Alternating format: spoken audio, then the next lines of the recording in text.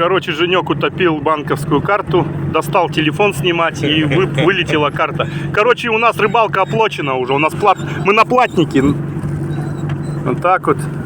Зеленый мыс прошли, Бибиха. Маневрируем между льдин, налетаем на мелкие. Льдины больше, чем ниже, тем больше льдин. Ну тут даже хоть от Рыбачьего даже уже все равно севернее километров на 10, на 15 будет. Вон там дальше на 20. Так вот. Так что холоднее тут маленечко.